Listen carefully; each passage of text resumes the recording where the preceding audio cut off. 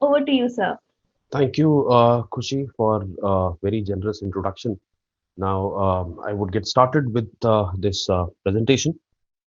So, the scope of this presentation is basically to address, first of all, understand what these Ivy League universities are, and to basically highlight that how one can apply to these Ivy League universities and how one can get through these Ivy League universities, what exams one would need to write when one applies to these universities. In the discussion, we would be focusing majorly across the programs for masters and PhD, because you mentioned majorly the students are from UG background. So they, if they decide to apply for master's program, what steps would they need to take? And also those students who are from master's background, if they wish to apply for PhD, what steps would they need to take? Okay, so I'll get started now. So okay, so you have already given the introduction, so I would skip this part and move ahead. So, what these Ivy League universities, I would talk about, especially what these Ivy League universities are. So, these are eight universities, eight highly reputed universities across the US that are very, first of all, very competitive, and this is why they are most sought after. Why it is difficult? Because it is difficult to get through these universities because of their low acceptance rates. So the history goes like, these universities, they used to have certain competitions, sporting competitions together, these eight universities. And from there, they were known as Ivy League universities. And over a period of time, the reputation that they've built, the academic excellence that they've built, and the people they produced, the notable alumni, because of that, they are what they are right now, among the most sought after universities. There are various Nobel Prize winners, the heads of the government, the presidents of the countries that are pass out of these Ivy League universities. So we'll see all of that. So let's see what these universities are, what these eight Ivy League universities are. First one is the Harvard University, which is in Massachusetts. Second, the Yale University, which is in Connecticut. So all of these are in the US. Third is the Princeton University, which is in New Jersey. Princeton University, also known as UPenn. Princeton University, and then UPenn is University of Pennsylvania. Columbia University, which is in New York. Brown University, which is in Rhode Island. Dartmouth College, which is in New Hampshire. University of Pennsylvania, or UPenn, which I was talking about, and the Cornell University, which is in New York. So these are eight Ivy League universities. So now I'm going to show you some notable alumni from these universities. This would give you an idea about why these universities are so sought after. So all the universities, like yours, they become popular. They become very prestigious because of the people that pass out from these universities, and they win laurels in various fields of academic excellence, various fields of governance, of various corporations. So some of the notable alumni across the world are from these Ivy League university. One, Jeff Bezos, who happens to be a Princeton University pass out, is the richest person in the world. He holds two bachelor's degree with honors in electrical and computer science from Princeton University. Barack Obama, the ex-president of the US, is pass out of Harvard University. Warren Buffett, the famous philanthropist and owner of world's one of the biggest investment company, is pass out of Columbia University. Elon Musk, the founder of Tesla Motors, is pass out of University of Pennsylvania, or UPenn. Now, some Indian names: Ratan Tata, he is a pass out of Harvard Business School. Indra Nooyi, the ex-CEO of PepsiCo, she is a pass out of Yale University. Sundar Pichai, he's pass out of University of Pennsylvania. So this basically gives you an idea, the kind of people who pass out from these prestigious universities or Ivy League universities. Now, what makes it so difficult? Don't get overwhelmed with the data that you see on your screen. I'm going to explain what this data is. So this is the admission statistics from the class of 2023. That is the students who took admission in 2019. the UG students, the that took admission in these Ivy League universities in the year 2019 and that are going to graduate in the year 2023. So first column, you could see the names of these Ivy League universities: Brown, Columbia, Cornell, Dartmouth, Harvard, UPenn, Princeton, Yale. And the second column, you see the overall acceptance rate. So you can see the overall acceptance rate varies from as low as 4.5% to as high as 10.6%. So now I would like you to focus your attention on this column. And this is basically early decision or early action acceptance rate. So basically, what happens is if you apply to these institutions, if you apply to these universities early, your chances of selection increases. So the admission process is entirely different there. So and here you can see the acceptance rate. It has increased to as low as 13.2% to as high as 23.2%. So which is almost 2 to 3 times increase when you compare it with the overall acceptance rate. So one conclusion is if you apply early to these Ivy League universities, your admission rate improves by 2 to 3 times. Okay. So what we've seen is when we talk about the acceptance rate for UG programs, the acceptance rate varies from 5 to 20%, right? And for PG program, roughly give or take, it's around 20%. Now, let me ask you this. Let's talk about the Indian universities, Indian colleges. Let's talk about a popular B school, one of the best in India, IIM Ahmedabad. So, what do you think would be the acceptance rate across IIM Ahmedabad? So, you can type your answer in the chat window. Make a guess. What do you think would be the acceptance rate? You see the acceptance rate across these Ivy League universities. So what would be the acceptance rate across IIM Ahmedabad? So Ruchita says 4%. Okay. Aryan says 2 to 4%. Quite close. Adarsh says 1%. Tushar says 1%. Less than 1%. Karthik says. Jagrati says 4%. Very close to that. It's less than 1%. It's 0.25%, right? So it's 0.25%. Now let's talk about IIT Delhi, right? You guys are in Delhi NCR, most of you. So IIT Delhi, what would be the acceptance rate across IIT Delhi? Correct, Aryan, you're right. All IIM ABC have very, very high competition. So IIT Delhi, what would be the acceptance rate? Roughly, make a guess.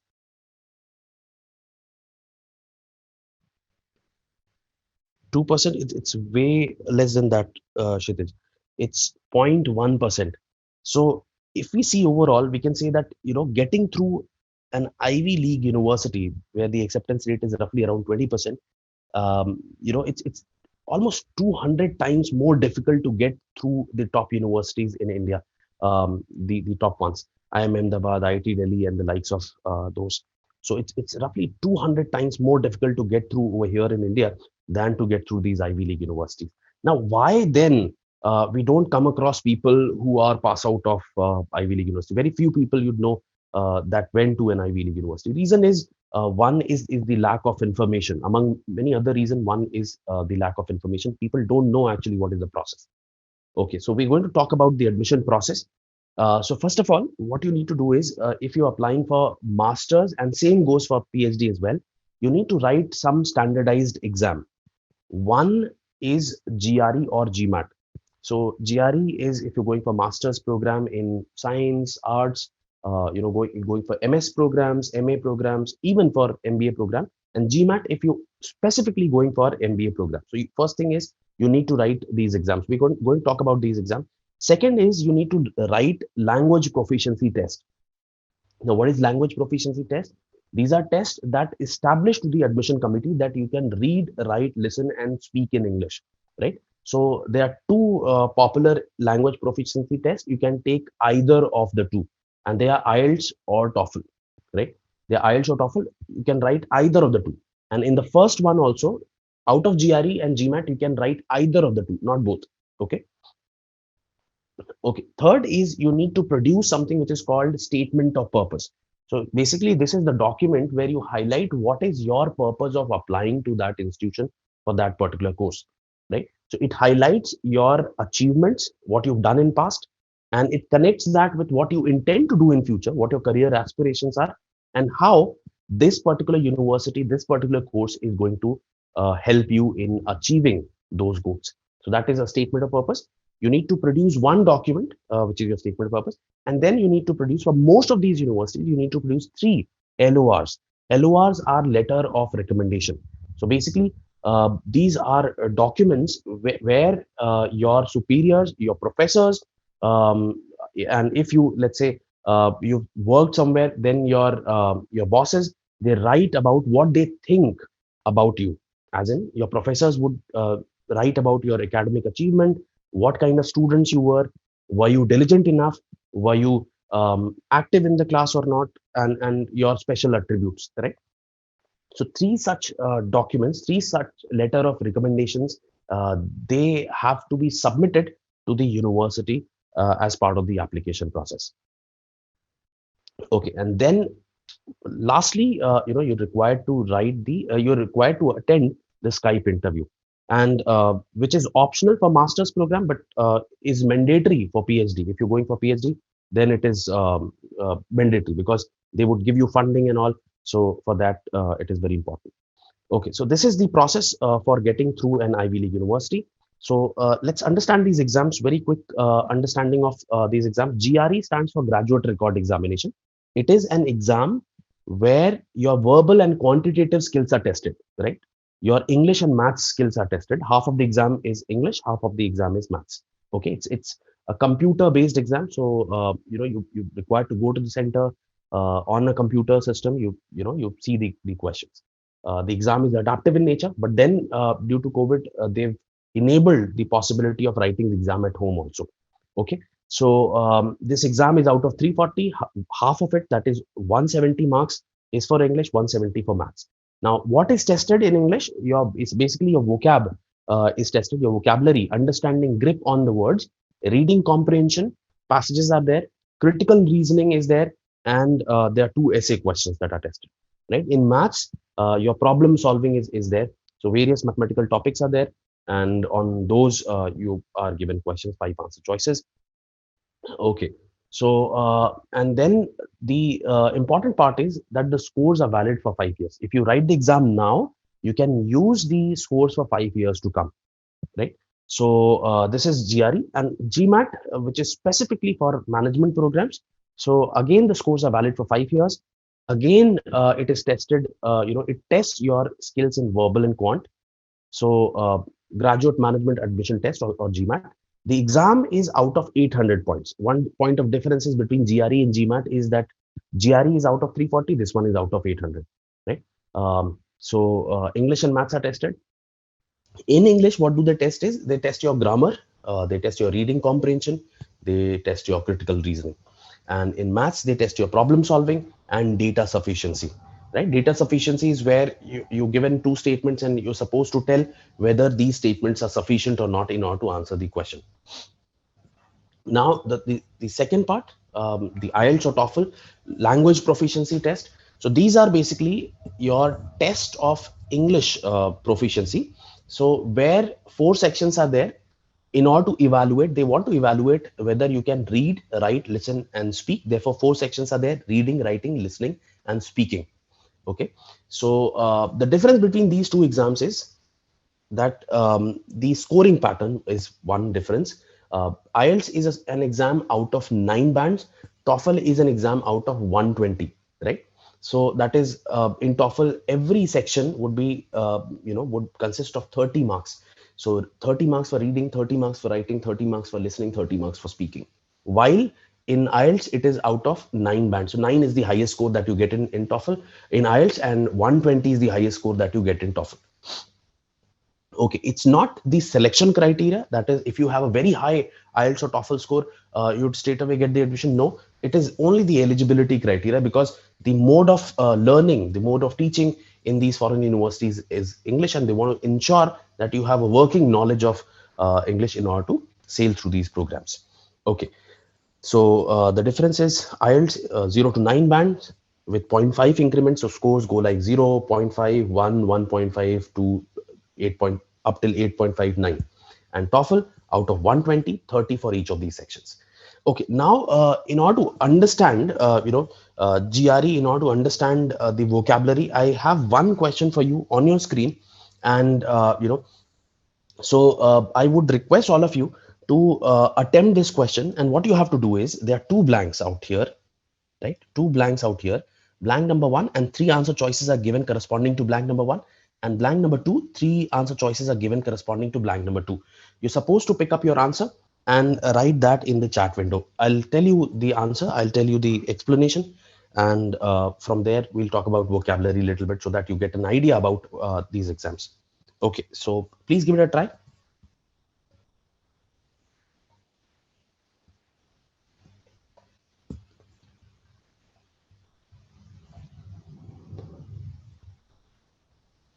Okay, Ishita has responded. Suhani has responded.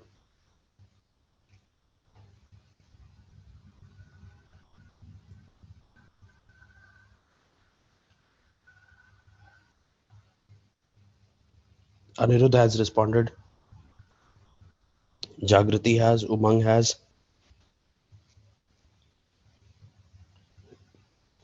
Shivani, Khushbu, Adarsh.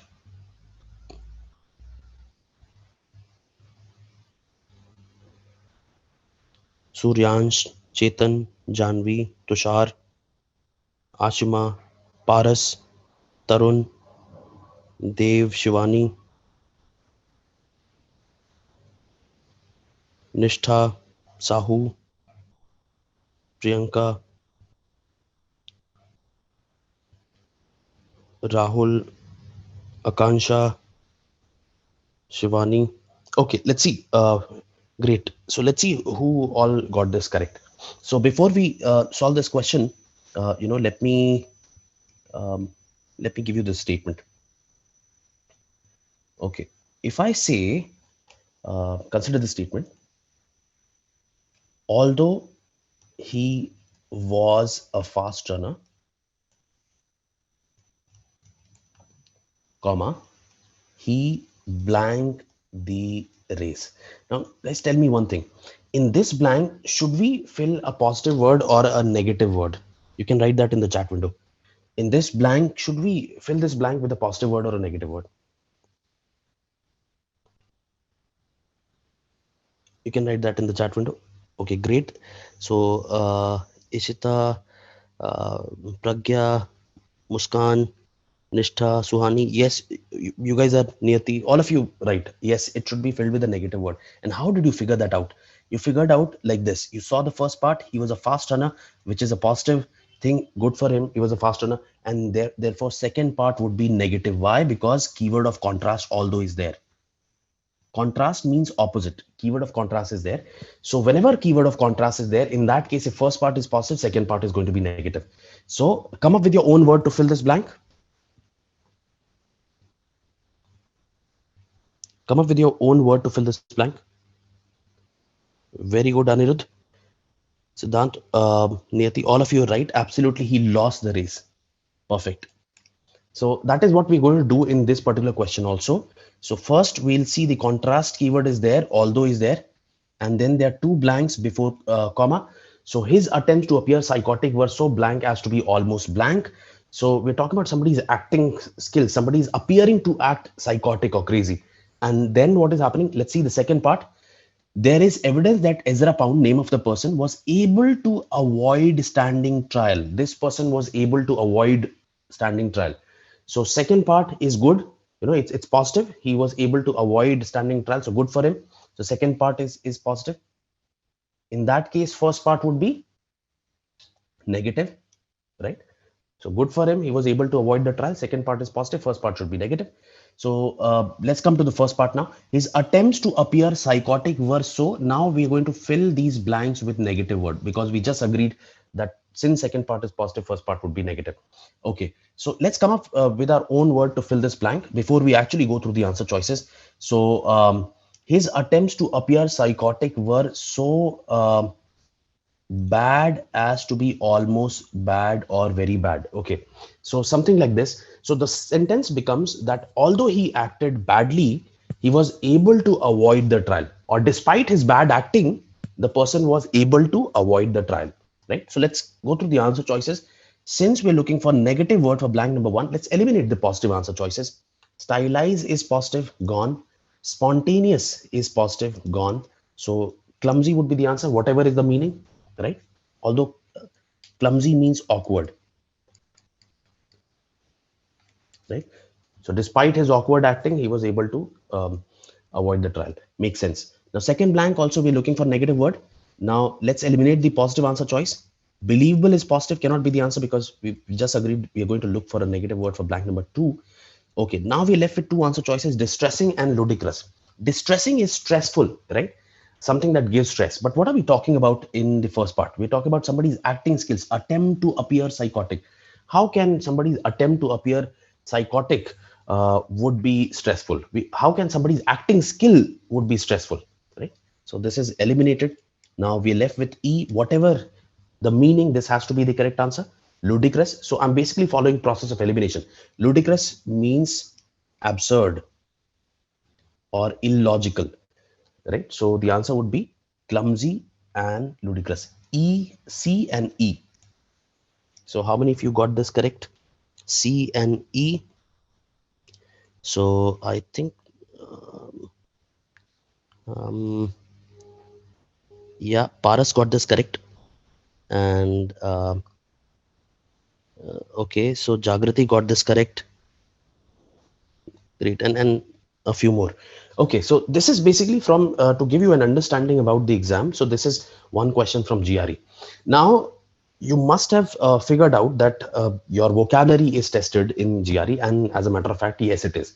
So it is important to build vocabulary, and so how to build vocabulary is the bigger question, right? There's so many words. How to retain so many words? So one has to develop a scientific method around retaining these words. So we're going to learn that in a few minutes. So just pay attention over here. So there are multiple ways in which you can prepare vocabulary. Instead of simply cramming up words, there has to be a scientific way. First is to break a word into constituent parts, right? That is, a word generally consists of three parts: prefix, root word, and suffix.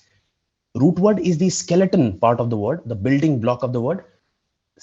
Prefix is something, pre is before, something that attaches itself before the root word, and suffix is something that attaches itself after the root word. So if you understand the consonant parts, you will be able to understand the meaning. You will be able to decipher, figure out the meaning of these words. So let's take an example of prefixes. Prefixes could be positive and negative. So when a prefix is positive, then the meaning would be positive. If the prefix is negative, the meaning would be negative. Let's take a positive example. EU is a positive prefix. It means pleasant or good. It means pleasant or good. So whenever you see EU at the beginning of a word, then it should occur to you that these words are going to be positive. Some of the words are euphoria. Euphoria is extreme state of happiness. So if you are euphoric, you're very happy, and this is a positive word because EU is there. EU means pleasant or good, right? So extreme state of happiness. So if you are euphoric, that means you're super excited, right?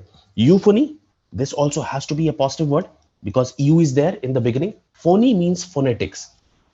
It comes from phonetics. Phonetics is nothing but sound, right?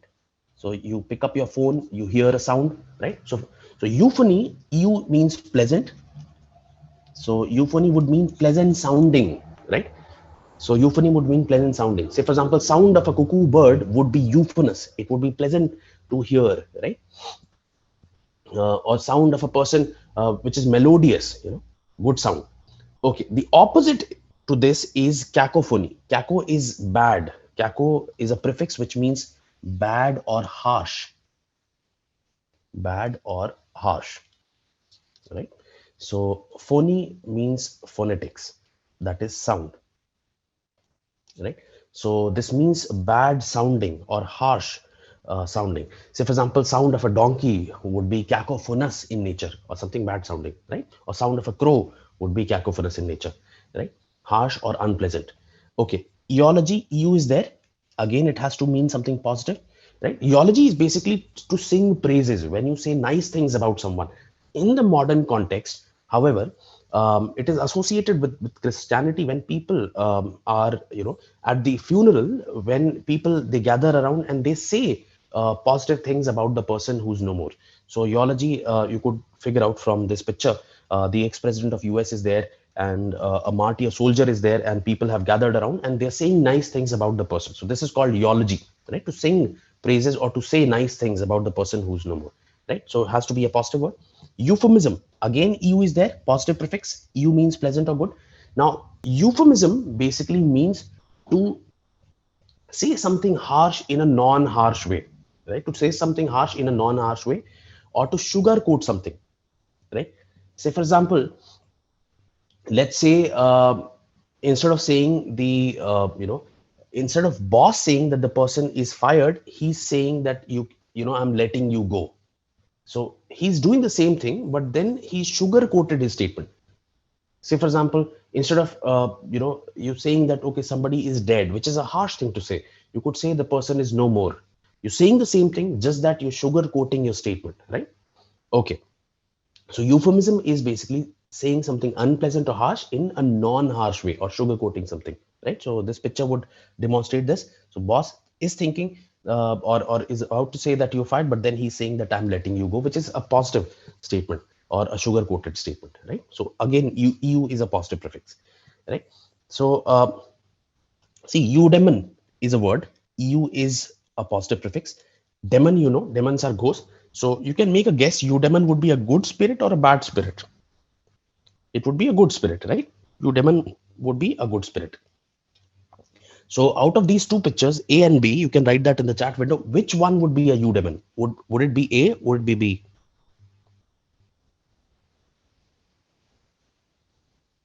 You can write that in. Absolutely correct. Shivani is right. Muskan, Yash, yes, you guys are right. Eudemon would be the first one. Good spirit, right? So now make a guess. What word would you give to this one? And base your answer on what we've learned so far, right? Come up with your word to describe the picture B. That you might have seen this in probably movie Conjuring or Nun. So what word? Demon. Okay, demon is a spirit, right? But then based on what we've learned, what word would you give it? Eudemon is a good spirit. So what would be a bad spirit? Okay, Adarsh says the nun. Yes, it's from that movie. Kako Demon is absolutely right. Mehek, you got this. Ishita is right. Vishal, Adarsh, all of you. Yes, the word is Kako Demon. See, the idea over here is to be able to not just understand, but also be able to create words. And this is an official word in the Oxford Dictionary, right? So once you understand the prefixes, root word suffixes, you'll be able to understand the meanings of these words, right? Similarly, euthermic. Eu is pleasant or optimum. Thermic is thermal or temperature, comes from temperature, right? So optimum temperature. Say, for example, over here in this picture, the lady is scanning the temperature of the other lady, and if this person is found to be euthermic or has optimum temperature, she would be allowed inside. Otherwise, she would be sent for a quarantine facility, right? So euthermic is pleasant or optimal temperature. Eu is pleasant, right? Now let's talk about some root words, right? Cron root word is, cron means time. Cron means time, and therefore if you're saying that things are arranged in chronological manner, so cron is time, so you're basically saying that things are arranged in time wise manner, right? So in the 1900 this happened, 1901 this happened, 1903 this happened, so in time wise manner, right? Or history of journalism in India, 1780 this happened, and after that 82 this happened, 91 this happened. So this is, things are arranged in chronological manner. Chronicle is also similarly, chron is time. So chronicle is a journal or a story which talks about something at a given point of time. So it's basically a story, right? Like a chronicle of Narnia, that movie was there, right? So similarly, chronic, what would the word chronic mean? Chron is time. So chronic would mean something which has been there forever in time, right? Something which has been forever in time or long lasting. You might have heard chronic pain. What does it mean?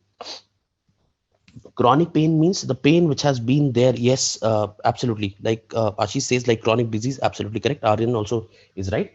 So chronic diseases are those diseases that have been there forever, right? Or long lasting diseases, right?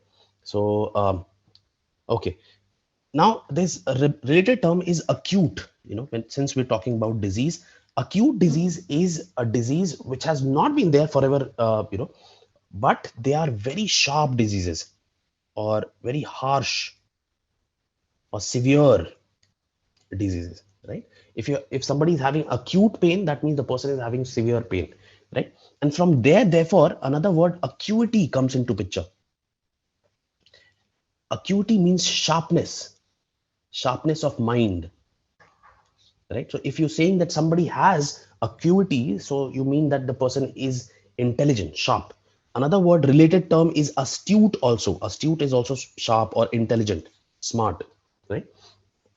Okay, so chronic is long lasting. Chronometer also, chron is time, right? So chron is time, and meter is measurement. So chronometer would be, you can make a guess, something that measures time, right? A wristwatch, a wall clock. So these are all examples of chronometer. Now you can also guess who would be chronographer. Chron is time, graph is writing. Comes from graphite. So graphite, which is there in the lead of the pencil. So you use graphite to write something. So chronographer is someone who writes about time.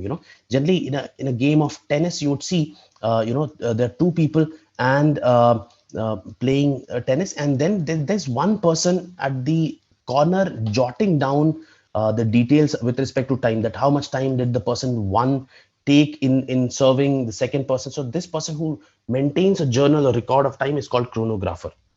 Now synchronous also, you can get, sync is together, chron is time. So things that are happening together in time. Say right now we are learning at the same time. I'm dispensing some information, I'm disseminating some information, and you are responding at the same time. So this is synchronous learning. Asynchronous, A is not. Asynchronous would be something which is not happening at the same time. Say for example, I could have given you certain videos to watch about the vocabulary.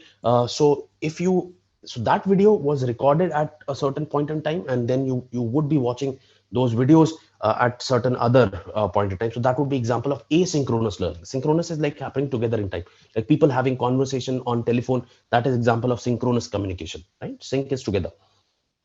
Anachronism, see, an is not, right? And chron is time. So anachronism would mean something which is not as per time or out of time. Say, for example, in these summers, if somebody is wearing sweaters or a thick jacket, you'd say that this is anachronistic, not as per time, right?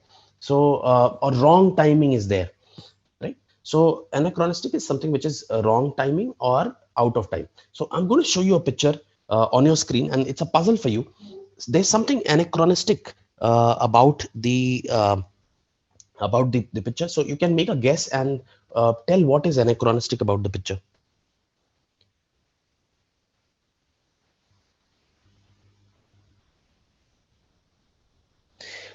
Okay, Karan, regarding the process of admission, I've already covered that in the beginning. What all are the steps? Writing GRE, GMAT, writing language proficiency test, and then SOP, LOR. So in that, I'm addressing the GRE, GMAT part. And GRE vocabulary is a major challenge, so I'm addressing that part.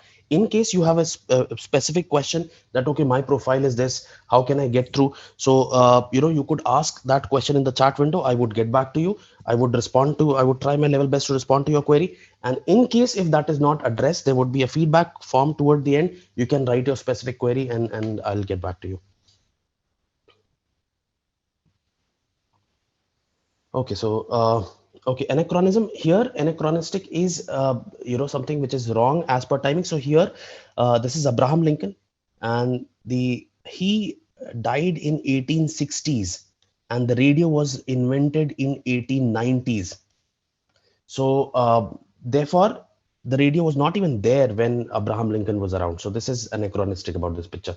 Another way to memorize words is by associating a word with specific linkages, right? So for example, the word pugnacious is it means angry or aggressive or violent, right? So what you can do is, see, when you go and watch a movie in the theater, do you actually go with a register to jot down the story so that when you come back you could narrate that to your siblings? No, you don't, right? Because what you see over there, you're able to register that, right? What you hear in terms of story, you're able to register that. So one way is visualization, right? So the word pugnacious, whenever you see this word pugnacious, link it with a pug, right? And imagine there's a pug which is violent, right? So and it's kind of pug, if you go past this, it would start biting or barking. So the word pugnacious, you can relate it with pug, which is an angry pug, imagine.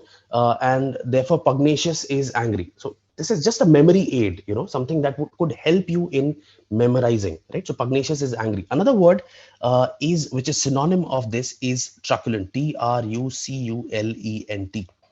Truculent. Imagine, truculent also means angry, aggressive, or violent. Imagine that there is a truck and it's a violent truck, right?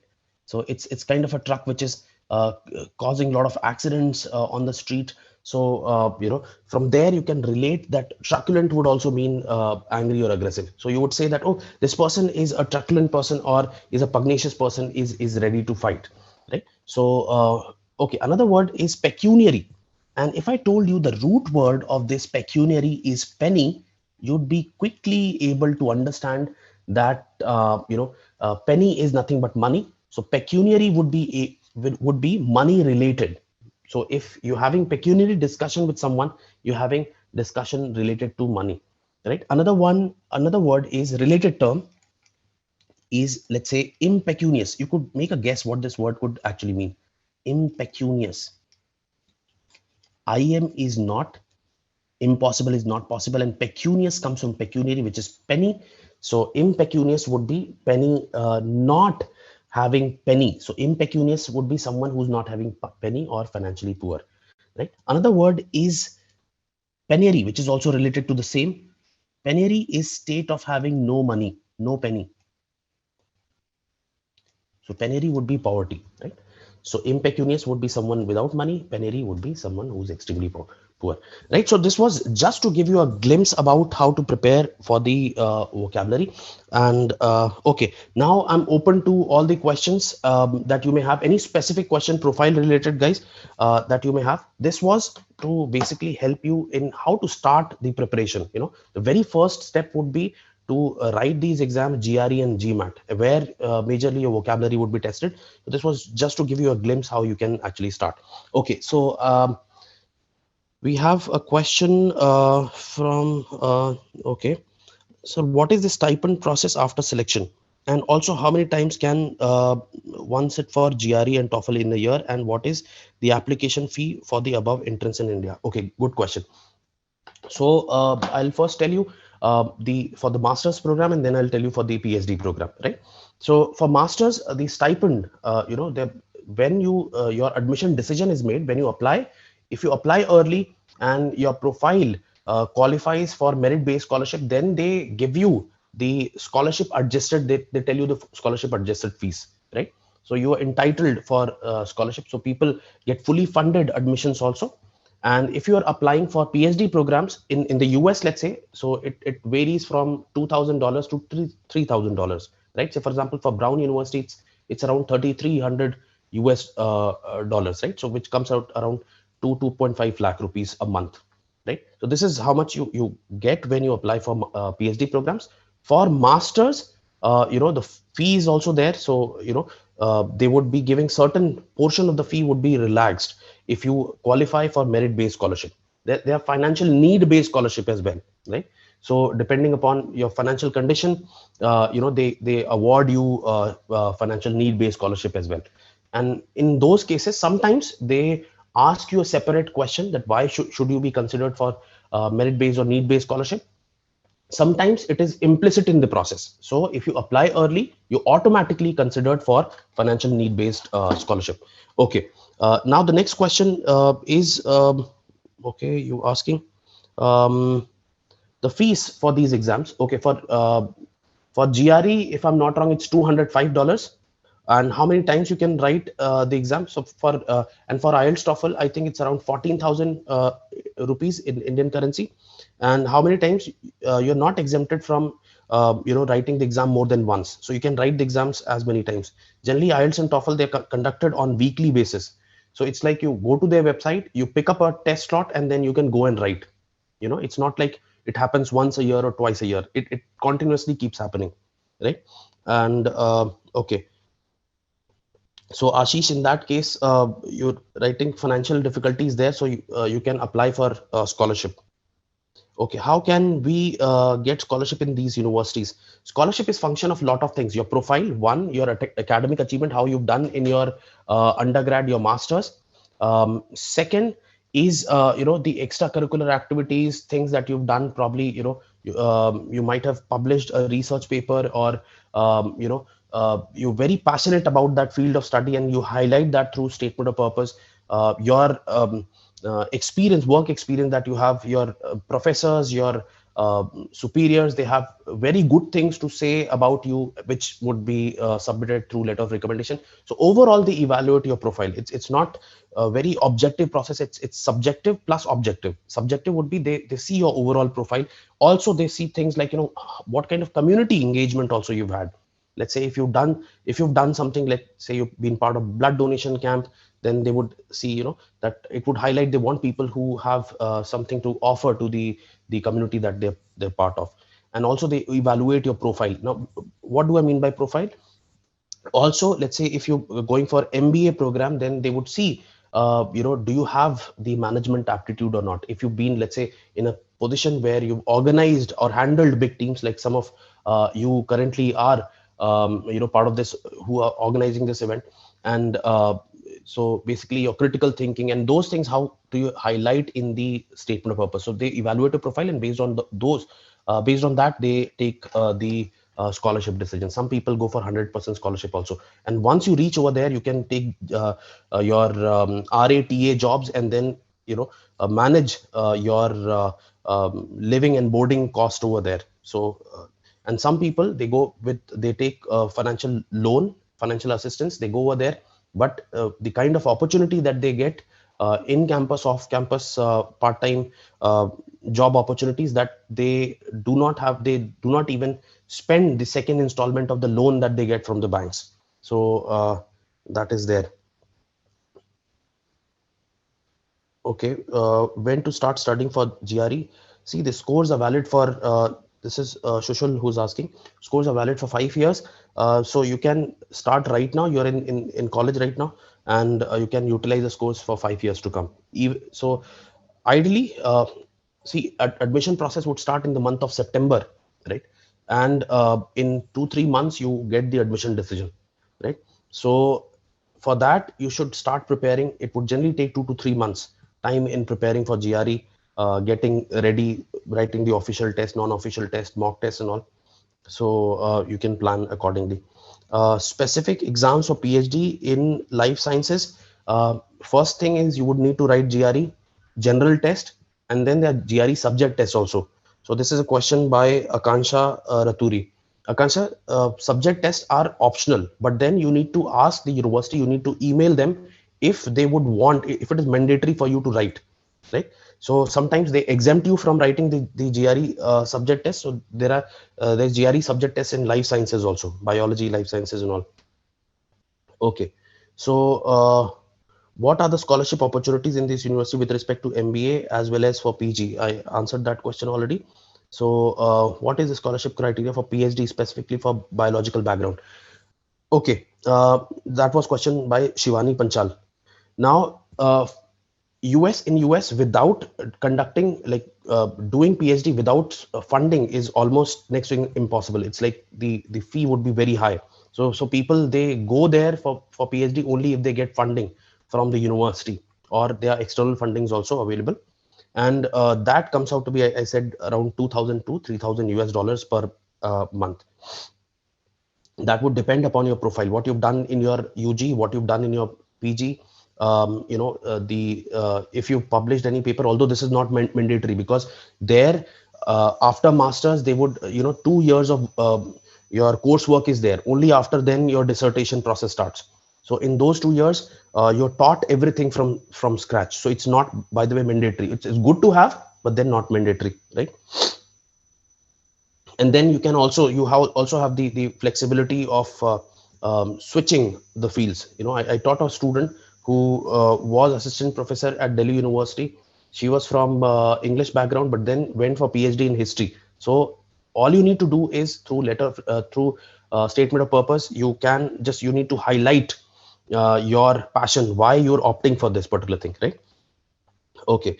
Adarsh, sir, I need fee related details and I'm not capable to give such a huge amount of money in these Ivy University. How much scholarship can we get on the basis? Yes, for most of the Indians and for people from developing countries, it's the fee is enormous, right? It's huge. So without scholarship, it's kind of next to impossible to study in these universities, right? So the objective should be to apply for scholarship, work on your profile, and if you get through, with scholarship, then you can go ahead. Say some of the universities like Yale University, there's a concept of being need aware and need blind. So those universities that are need blind, so your selection would not be impacted by the fact that you applied for financial aid, right? So Yale is an Ivy League university, so you can apply there, and a lot of options are there. Can we give GRE after 2 years gap after BTech? Yes, you can give. There's no age criteria. There's no particular timing that has been defined. How many times you can give IELTS, TOEFL? See, IELTS, TOEFL, the scores are valid for 2 years. You can give those exams as many times as you can. There are two versions of both these exams. One is the general version. Another one is the academic. If you're going for job straight away, then you write the general version, right? IELTS general, TOEFL general. If you're going for academics, for academics purpose, that is for studies, higher studies, then you write IELTS or TOEFL academic. If I want to improve my marks, so can we write again? Yes, you can. Okay. Which is the best after graduation, GRE or IELTS? No, it's Umang, GRE or IELTS. It's never about GRE or IELTS. GRE, you have to, if you're going for, it's a standardized exam. TOEFL, IELTS, these are language proficiency test, right? So if you're going to the US, then GRE is kind of mandatory. Some university they exempt it also, and during the COVID they have. But IELTS, TOEFL, they are absolutely mandatory. Even if you're going for US or Canada, IELTS or TOEFL would be mandatory. So it's not about GRE or IELTS. No. So IELTS or TOEFL you'll have to write, and GRE is you need to check with the university, which is if you're applying to the US, then it's kind of mandatory there also. How long the scores are valid? I've mentioned that already. GRE, GMAT 5 years, IELTS, TOEFL 2 years. Does our GPA also matter at the time? Absolutely, it does. Ruchita, it does. So if you're applying for your master's program, so they would check your academic grades. They would ask you to submit your academic grades and even upload the entire transcript of UG. So it does matter. But then if let's say you don't have great grades, but then you've done some projects, so there are certain ways in which you can compensate that. But then it does hold an important uh, weightage in the admission process. Depends on the program also. If you're going for MBA, then your academic performance would not hold that much weightage than your experience, and through which you highlight your management capability, because you understand the nature of the program, right? Management is not just about mugging in certain facts. It's about applying in the real world scenario. Okay. Minimum CGPA in previous studies to get admission. There's no minimum maximum criteria, although some universities they specify that out of four um, grade points, how much should be. So three, in some cases it's 3.7, or it's there on the program website of these universities. How to write research paper, I think that we can reserve it for some other time. So and I think your esteemed faculty members would be able to guide you better on this. So for masters in Canada, there's no compulsion to write GRE to get in university. You're right, absolutely, there's no compulsion. But then some universities, the top ones, they require GRE for some of the programs. Say for example, University of British Columbia in Vancouver would ask you to submit your GRE score, right? McGill University in Canada, Waterloo University, right? So these universities would ask you to have a GRE score, top 1, 2, 3, 4, 5, right? So check their program website. Are rules same for Canada also? To a great extent, yes. How to build a good profile? So you should first of all have a good understanding of the program that you're applying to, and based on that, they generally see, if let's say you're applying for masters in computer science. I'm just giving an example, right? So how can you possibly build a good profile in for that particular program? So by one, highlighting good grades in the programs that the subjects that you've studied at the UG level. Second, by showing internships or some live project that you might have done, right? And thirdly, maybe research paper is optional, right? Okay, can I go to Germany for my higher studies? Why not? Is there any good college in MTech in Germany? There are a lot of good universities there. Humboldt is there. Your uh, MU, Munich Technical University is there. So a lot of good universities there. But then language is a criteria to understand that, because eventually, if you're planning to go to Germany, then I would recommend immediately you should start learning, do some certification, at least the initial certifications in the language, because until unless you're not able to communicate, what good your language would serve, right? Because ultimately, after completion of your higher studies, you would be competing in the job market. So what is the ideal BTech here to apply for MS?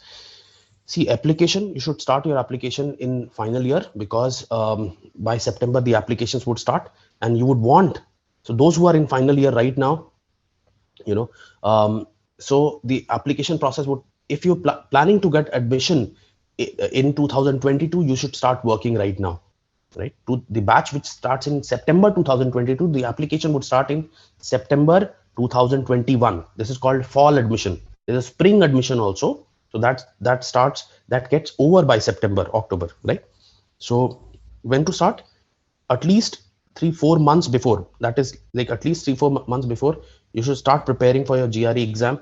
And better, some students, they prepare in like first year, they start preparing for GRE, because they know the scores would be valid for 5 years. And finally, a lot of things, you'll have to do. You'll have to work on your SOP, LOR, your placements would be there, your final exam, everything. So it's better that you get done with at least the exams part first. Is SAT exam better for PG? No, no, SAT is for undergrad. It's not for PG. Okay. If Priyanka says, if I don't want to do MBA and choose other master's degree in commerce, will it be considered as MSc? These are only names.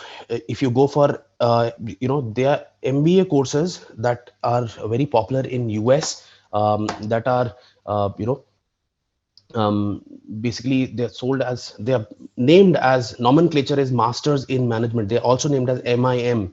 So they're 1 year programs also. So don't go by simply whether it is MBA or MIM, or masters in data analytics, or masters in core business operation. See the reputation of the university, right? And so I'll give you an example. Student went for 1 year MBA. You could see the interview on our YouTube channel.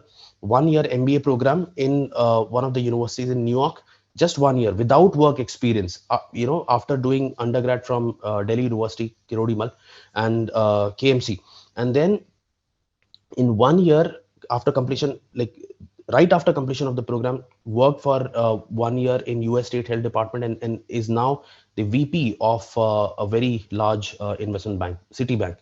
So and the person would be like what, 26 years old. Yeah. So just imagine, it's not about, so a lot of factors are there. New York is a metropolitan city, and the brand value of the institution is not whether it is 1 year course, a 2 year course, it is MBA course or MBAN course or MIM course. It's not about that.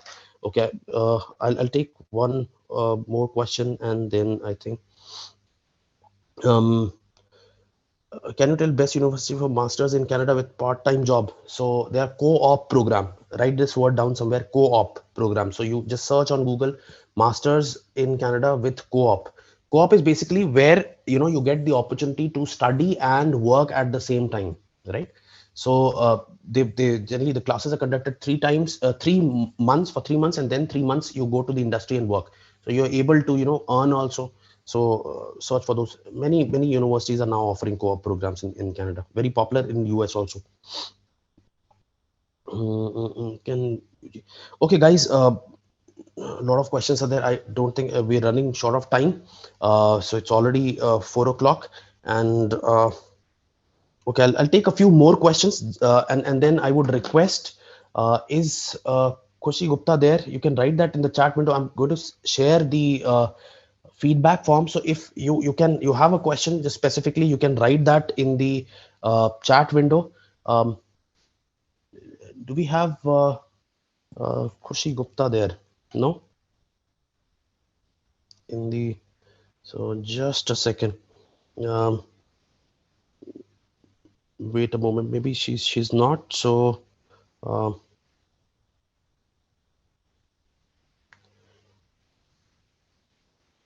So feedback form was there. I would just allow me one moment, please.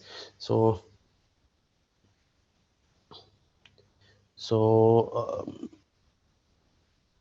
I would post that URL in the chat window, or maybe I could send that URL in the chat window. And any question that you have, I'll try to personally respond to your queries. Okay, so Paras is there, right?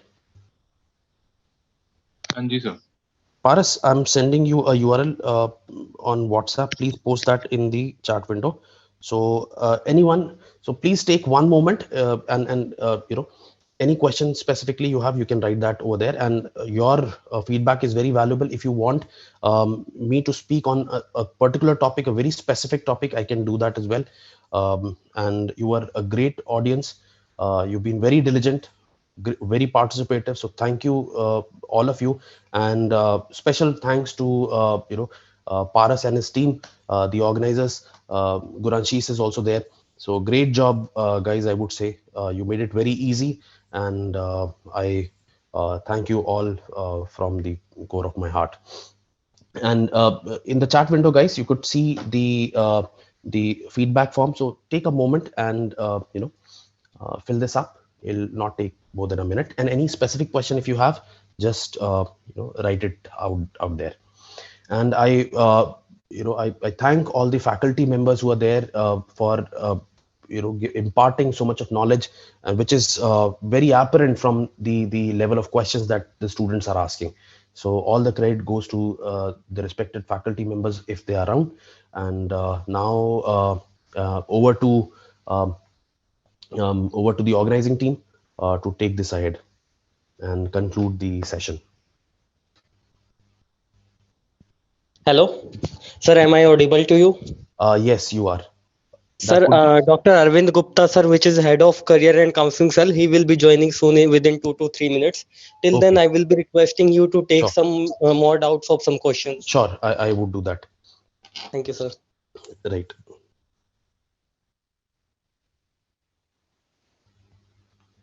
Okay. So everybody, please fill this feedback form. Meanwhile, I would take a few more questions. So Anirudh is asking, if I had completed my BTech in India and MBA in USA, so how much difficulty will I face to get job in US? So yeah, people do that all the time. They complete their UG over here, masters over there, and they don't face difficulty. US job market is so vibrant, and you can figure out from that the fact that most of the open the list of Fortune 500 company, most of them are headquartered in the US. So that I've never come across a situation where student went over there and was not able to get a job. And although it depends, like if somebody goes over there, does not even explore the possibilities, then we can't say anything. There you'll have to network over there. So here, like, you have your active placement cell. So their placement cell is the CRC cell, is basically to give you a guidance regarding the process. But then ultimately you'll have to network there, and you'll have to find out the opportunity. But then opportunities are plentiful, right? The career, through career fairs, you can network with recruiters. Okay. So okay. MIT doesn't come under Ivy League, Adarsh, but then it's among the top. It's not like only the Ivy League universities are very sought after. They are only reputed. There are so many more. Carnegie Mellon is considered to be mecca for computer science graduates. So there are various track, a 16 months track program, 24 months track program, 12 months track program. So it's not like only the Ivy League universities. I took the example of Ivy League universities because most of the students, they ask me about Ivy League universities. Okay. Um, okay. So Ruchitas, is if we get placement and then after 2 3 years we approach for MBA or other programs, would it affect my selection? So that would depend on the kind of experience you have. If you're having a relevant experience and you can highlight that in your statement of purpose, then definitely it would boost your chance of selection. But then for many programs, it would be kind of very advantageous to go with experience, but then it's not necessary. It's not mandatory for all the programs. So there's a myth that without work experience, you cannot get through B schools. I see students getting through top B schools around the world without work experience. All you need to do, you need to compensate for lack of work experience by participating in the activities that are done in the college. We head the society, show some active engagement there, right? Be part of the placement cell, manage a group of team members. um, uh, okay, so FIFA, I want to know that if the fee reduction in the student. So there are some, for GRE and TOEFL, you can ask for a fee waiver, but then there's a process, I'm sure, that you'll have to follow. Okay, so um,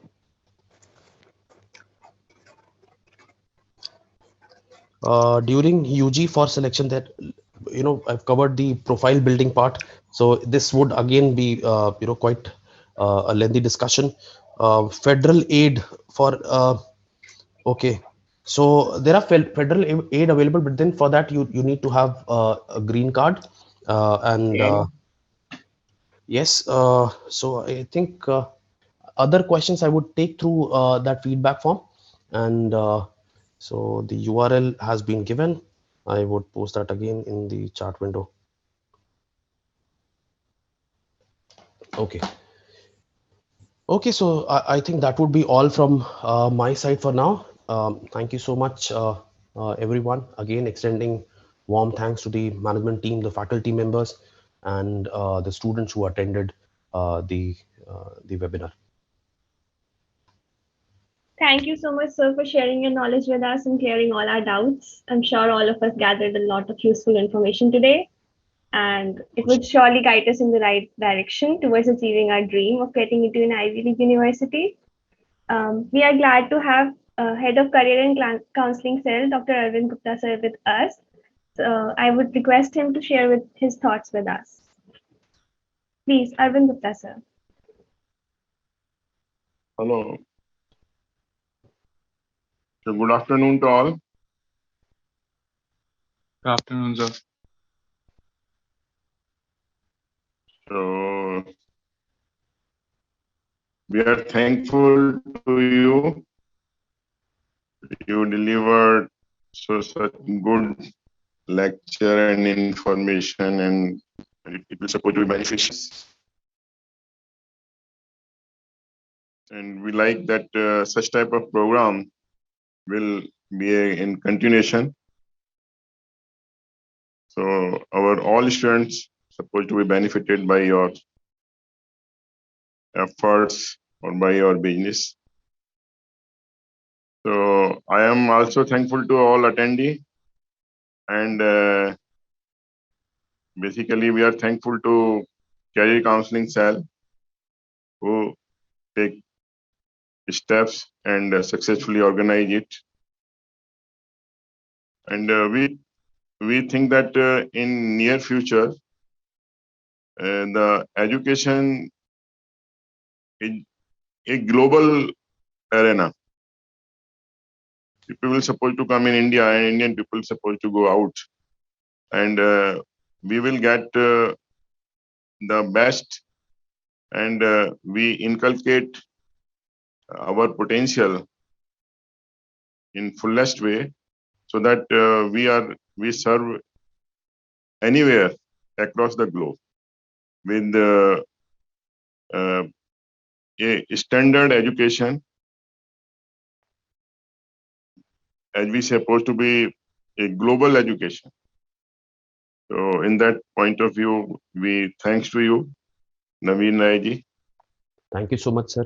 And yes, Hello Studies Global. Yes, So sir. thank you. Thank you to all. Thank you so much, sir. And with the knowledge and wisdom that has been imparted to the students by faculty members of YMCA, it's tremendous, and which is very apparent from the way students had interacted and responded during the entire webinar. So I'm very happy to see the level of knowledge and wisdom that students carry over here. So all credit goes to the esteemed and enlightened faculty members who impart such knowledge, sir. So all credit goes to you, sir. Thank you so much, sir. Basically, that is the efforts of these all students. Faculty is the secondary, but their own initiative.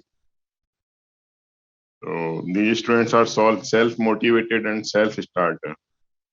So that is the quality of our students. So thanks to all. Thank you so much, sir. Thank you, dear students, for having me over here. So I wish you all the best. Maybe you achieve all the aspirations, all the goals that you have in life. So with that, I would be taking a leave. Thank you, dear organizers, for organizing this so wonderfully. And I would request um, all of you to keep having such engagements. And it was a great experience interacting and answering the questions from the students. So a great job there. Thank you so much, all of you. I would take your leave now.